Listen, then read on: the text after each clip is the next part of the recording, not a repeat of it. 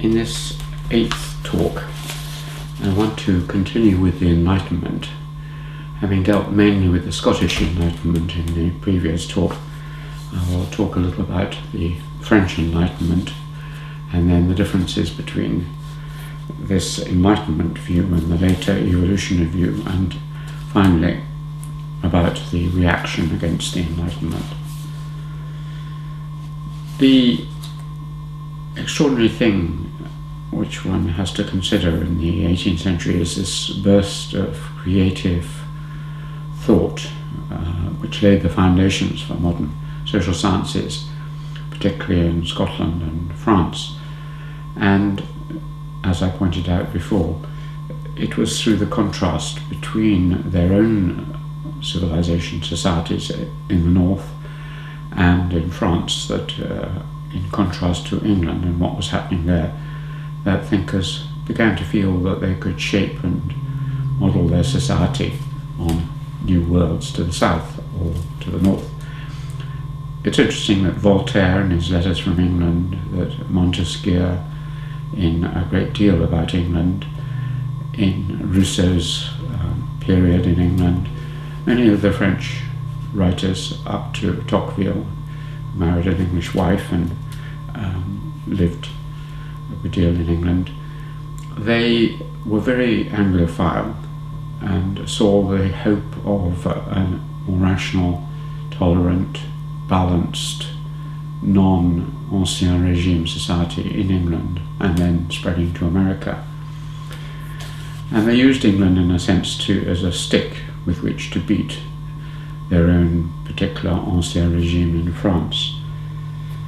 For example, Vogt writes, in the 18th century, progressivists marshalled evidence to show that empires were artificial and inefficient constructs that violated the natural liberties of men and interfered with natural creativity because of excessive restraints necessary to maintain them.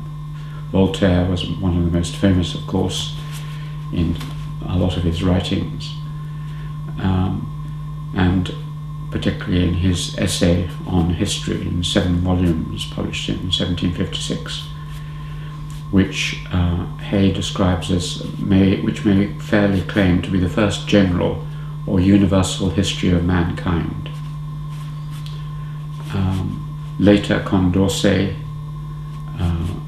is in this tradition, and as a friend of Voltaire and the Revolution, he wrote on the perfectibility of man, and his greatest work, Esquisse d'un tableau historique, a historical sketch of the progress of the human mind, in 1775, was laying out this possibility. Famously, of course, Rousseau likewise. Evans Pritchard, in his History of Anthropology, writes of Condorcet, Comte, and the early 19th century thinkers. They had an idea of development and movement,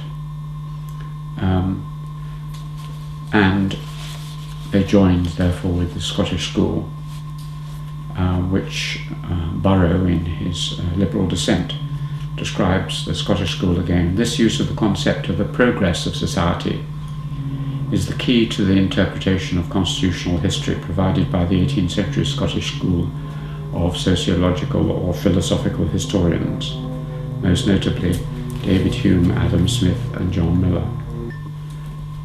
Of course, this whole Enlightenment venture, the idea that you could perfect society, or at least make it much better, which took extreme forms in people like William Godwin's ideas of utopia, could be, and was in the hands of the French, particularly a revolutionary political doctrine. It meant that you could criticize, as the great French thinkers did, their own social structures in the Ancien Regime under Louis XIV, XV, and suggest that something much better could be constructed. This revolutionary political doctrine, the association between a belief in progress and human perfectibility through the application of reason and political revolution was made possible. For example, Bourdieu writes, "Utopia, like the desire for progress or revolution, rests on the determination to adopt the perspective of the possible, putting in suspense and in question the passive acquiescence and spontaneous submission to the current order, whether social or natural. The projection of the possible is the basis of every belief in progress, whether as the revolutionary attitude or as the ethical conscience which refuses one and the other to admit facts. To live with a belief in progress is to treat the impossible as possible, acting so that the impossible may become possible and the inevitable inadmissible." So in Rousseau particularly, and in the other French thinkers, there was a sense of possibilities opening out into the future, reconstructing the social world. And this laid the foundations, theoretically and politically, for a new worldview. And it really underpins a lot of later resurgence in anthropology in the later 19th century. It's important to understand this earlier because, in a sense, there are two great stages in the social theories. There's the 18th century surge and the reaction against it, and then the 19th century. Commenting on the relationship between this earlier anthropology of the 18th century and the 19th century, the anthropologist John Barnes writes, "There's almost unanimous agreement among scholars that the theories of Tyler, who was a later 19th century anthropologist, and his anthropological colleagues concerning the evolution of society and culture, and the methodology, that is, the comparative method, by which these theories were formulated, were firmly rooted in the social philosophy of the French philosophers and the work of the Scottish writers, named in connection with Lord Keynes." He also writes, "The only difference was that the schemes were usually set out in greater detail and were supported with a wider range of ethnographic evidence in the 19th century." And Slotkin writes, "Its methods and conclusions, that is, of the 18th century social theorists, if not its data, were equal to those of the English evolutionary school of the 19th century." So you begin to get speculation, thinking conjectural history in a way. I talked about Dougal Stewart's conjectural history looking backwards, but the conjectures can also be moved forwards, what might be possible. So there are similarities and differences with the next wave of the progressive view, the evolutionary view of the later 19th century. Vogt writes of the central tenets of the progressivist view of the 18th century. "Yet both Christian and progressivist, as we have seen, shared the idea that men everywhere participated in a common destiny, and that the path to this end was purposive, unilinear, and irreversible. But the progressivists," he says, "are more concerned with how to arrange a social and cultural milieu that would be congenial to human nature." The later wave, the evolutionists I'll be talking about in the 19th century, were inclined to leave the planning to nature. Well, some of them were. Obviously Karl Marx, who is another branch of the evolutionists, wasn't. So the difference is really of degree in between these two waves. The time scale and the moral evaluation was different. The 18th century, from Rousseau back and forth, admired the savage much more, the noble savage, and admired other great civilizations, China, India, and so on, who were treated more or less as equals. Thus you have enlightenment, maybe polishing, improvement, but not evolution of species, not the deep evolutionism of the later 19th century. Now this all goes on and rises to a peak in the second half between about 1750 and about 1790. Those 40 years with Adam Smith and Rousseau and so on. But then in the last quarter, and particularly in the last 10 years of the 18th century, you get a sudden reversal. This is really at two levels. One is a huge political reversal. All the dreams of utopianism, of the perfectibility of man, of the progress of rationality are suddenly shattered in 1789-90 with the French Revolution. It was based on so much hope and the belief that you could institute a new political social order which would be much fairer and more reasonable, and human beings would be unchained and so on. And what happened? Blood, the guillotine, the crashing down of a system and its replacement not by anything much more rational and equal and democratic, but ultimately by Napoleon and the Napoleonic absolutism. So in the period roughly from 1790 for the next generation, the political situation looked much more dire. The French, the leaders of this, were going around attacking, conquering in the armies of Napoleon for 15 years, and then in some political turmoil. The other part of the disillusionment and the reaction was that this was precisely the period when the British Industrial Revolution began, the last quarter of the 18th century, and alongside it the rapid, massive growth of British cities, Manchester, Birmingham, Liverpool, and particularly London. And for a while, though there's a big debate, the standard of living of many people deteriorated, and the living conditions of many people were obviously awful. The slums, the long, tedious, grueling, awful hours down the mines and in the factories. Was this smoky hell on earth in many places the final outcome of the escape of man into an enlightened, rational world? So both within England and Britain and in France, there were setbacks. There was increasing awareness also of the unfairness of the world, the beginnings of the stirring against the slave trade in the Caribbean, and the anti-slavery movement, and the threat to the Anglican Church. All sorts of threats were coming up. So you get the rise of both political and social and theoretical caution and reassessment.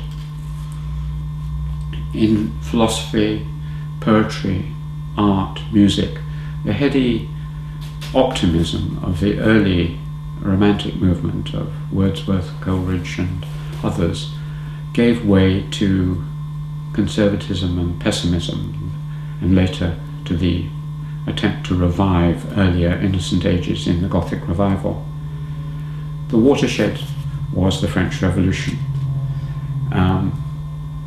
Many have seen how this affected all the arts, thoughts and ideas of the time. The shattering effects of the French Revolution are described by Nisbet. The French Revolution was no less shattering in its impact upon cherished dogma and traditionalist feeling. By its very nature, the French Revolution was possessed of a suddenness and dramatic intensity that nothing in the Industrial Revolution could match. Hippolyte Taine, did not err in describing the Revolution as the most important single historical event in Europe's history after the fall of Rome. The French Revolution was the first thoroughly ideological revolution, and it was combined with the first horrors of industrialism. That is Nisbet. So it looks as if the rapid development of evolutionary thought in political philosophy, law, economics, population theories and so on in the work of the later 18th century Scottish and French philosophers, and then taken even further in the work of Thomas Paine and Thomas Godwin, was suddenly reversed and largely crashed to the ground with the reaction of the French Revolution and the early Industrial Revolution. And we can begin to see in the reaction certain much more conservative themes. This occurs right across, and not just in political philosophy, but even in things like biology. Robert Chambers, who I'll talk about a little more later in his introduction to his pre-Darwinian overview of evolution, the vestiges of natural creation, writes about the early evolutionists who were already anticipating to a considerable extent Darwin's theories. Darwin's grandfather, Erasmus Darwin, Chambers writes, their ideas began to be formulated, but soon they were regarded as impious, for they not only contradicted the dogma of the creation, but flouted biblical chronology. It's small wonder that Erasmus Darwin's work was placed on the Index Librorum Prohibitorum, the index of prohibited books by the Vatican, and that his reputation became that of a dangerous subversive influence in a world which had just witnessed the atrocious behaviour of infidels in the reign of terror in the French Revolution. And another conservative thinker in this way was the second great founder of modern economics, Thomas Malthus. In his essay on the principles of population, which was explicitly an attack on his father's favourite philosopher Thomas Godwin's ideas of utopianism, in this famous essay on the principles of population in the first edition at the end of the 18th century, he asserted that we cannot escape from the shackles, from the terrible laws which condemn human beings to a life of misery, the laws of population, that our resources only grow in a linear way like this, that our population will tend to go up in an exponential way due to natural fertility, but it will hit a terrible barrier, war, famine and disease, and the population will be brought back again. So there is no escape from these laws in the first edition of Malthus's great work. We are trapped, and his master, to a certain extent, Adam Smith, in his prefiguring of some of the work of Malthus, in some ways is also pessimistic. He could not see an escape from the laws of economics, which meant that resources were finite, and Malthus took this further. So you get a reaction. You find it in geology, in biology, in political theory, and the work of Thomas Burke, and in the work of Malthus. And those who stood out and tried to continue the ideas of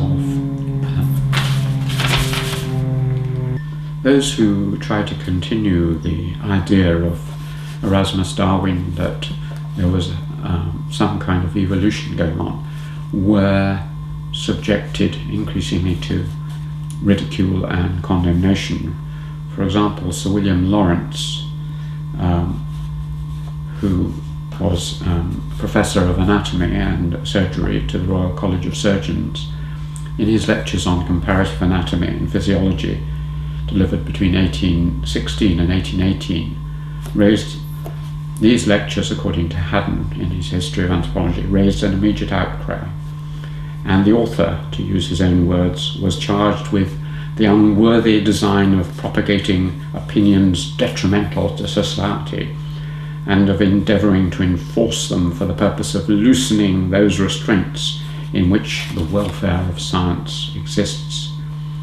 Lawrence was forced to bow before the storm of abuse, announce publicly that the volumes had been suppressed, as he was refused copyright. So you get increasing conservative reaction, Chateaubriand in France, Burke in England, a dislike of the over-optimism of the centre of the Enlightenment, and especially of Rousseau. But all the time things were shifting, and just one straw in the wind, which shows that even in this reactionary period there was a movement, can be seen in one of the prophets of doom, the dismal science, economics. That is Malthus himself, because in his first edition of his work on the principles of population, which was very short and published at the end of the 18th century, he said, "We are condemned. There is no escape. The laws of population and resources will mean war, famine, and death." In the second edition, published about 10 years later, after he'd done a much, much deeper examination of different demographic and economic patterns, including particularly what was happening in Norway, Switzerland, and England, he changed his laws into tendencies. If we don't try and control our lives and our populations, then we will hit war, famine, and disease.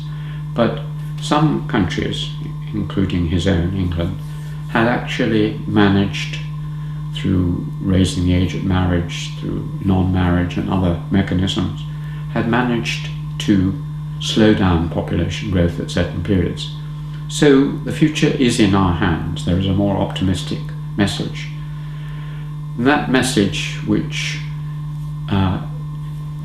has the nuance of two conflicting views, is very evident in the last of the thinkers of that period, with whom I'll end this middle part of the lecture. And that is de Tocqueville.